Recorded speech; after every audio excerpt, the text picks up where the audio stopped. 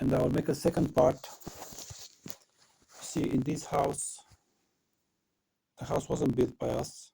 The old house was built by some guy, Salim, who died, an old man, with his wife. And his wife sold the place to us. 95, 7.5 million. But you see, they brought my granny, my father's mother, here. And she wasn't like my mother. Me and my granny, we resembled. I resembled with her, but I was always a big Christian, and she was, anyway. When she was healthy, like in the 90s, when she was sane, she would be with parapsychology and stuff like that. And her room was in the back. And at night, I don't like to go there or think about that. And I don't like to think of her. This old house has never been, after my mama's death, splashed with holy water by a priest, because daddy won't bring anyone here. And you see, I read the Bible, say my prayers, think about my mommy, live with my father together, help him, love him, give him my money. But I don't like to think of my granny, of that granny actually.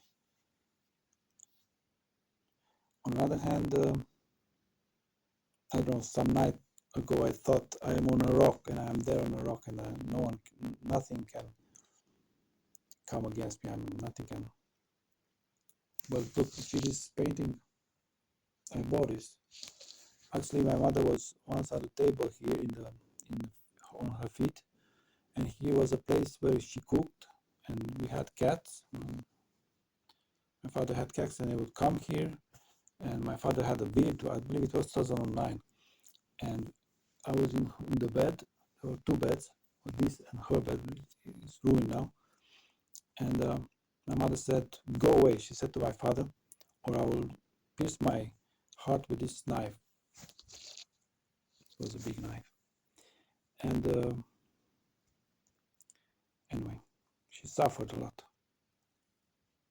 I wouldn't have been against her, but I was coerced into it. I mean, I had education like that in my first 2 years of life, and at Deva I was very much tortured, and I felt ununderstood, and many came against her for my pains. And then I fell ill, and I'm sorry that now when I'm okay, she isn't with me, but maybe she is.